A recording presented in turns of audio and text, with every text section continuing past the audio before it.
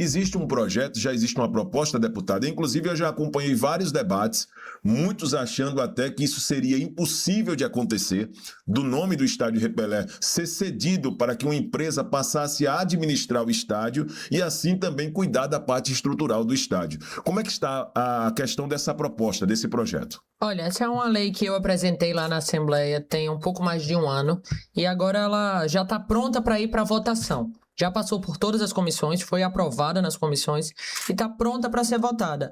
E a ideia da lei ela é bem simples e o mais tranquila possível, justamente para a gente conseguir colocar em prática.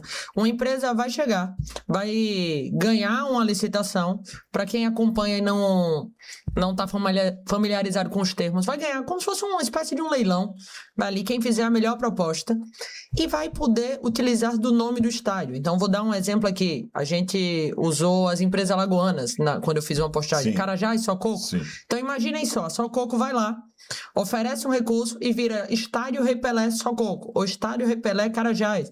Ou isso pode ser, claro, a Coca-Cola, a Pepsi, enfim, Claro. Qualquer empresa. E essa empresa vai ter duas modalidades. A modalidade, a que eu particularmente acho que vai ser adotada, de dar o recurso e o Estado continuar cuidando, ou a melhor de todas, que é dar o recurso, entregar o recurso em obras. Entregar o recurso projetando. Porque para a empresa é o melhor. Se ela vai colocar e agregar o nome dela, ela precisa que seja um equipamento que agregue valor a ela. A gente vê isso acontecendo em alguns estádios ao redor do mundo.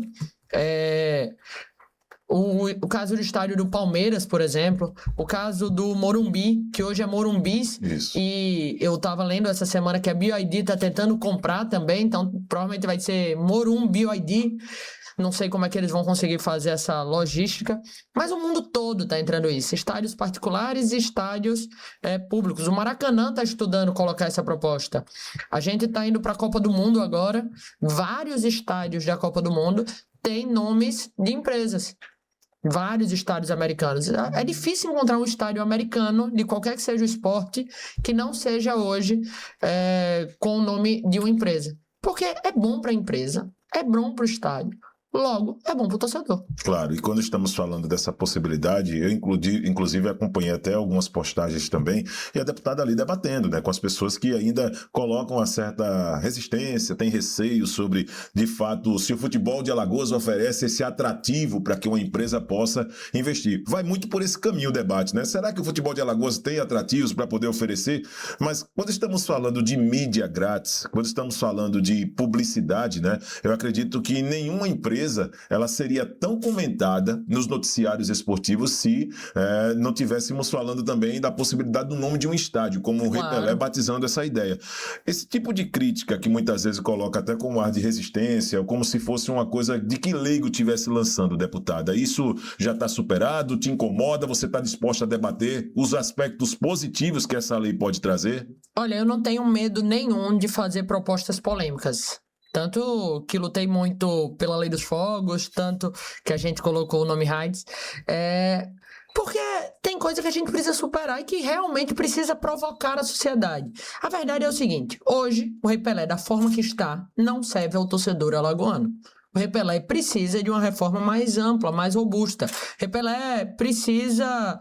E eu frequento o estádio, tá? Estou alguns meses sem ir por conta de Maria Paula, mas frequento o estádio, fico na arquibancada alta. As pessoas que ali assistem aos jogos do CSA sabem que eu estou lá.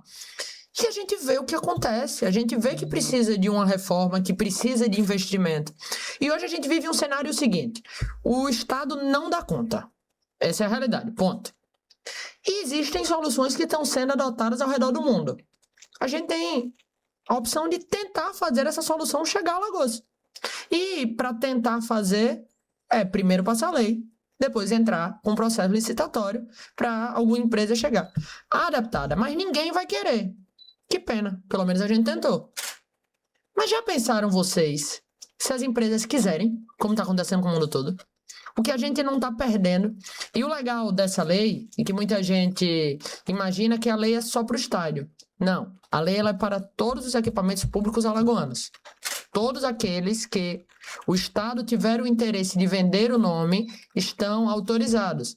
Isso acontece em alguns locais Algumas cidades já fazem, como é o exemplo de São Paulo, o Parque Ibirapuera virou Parque Nubank.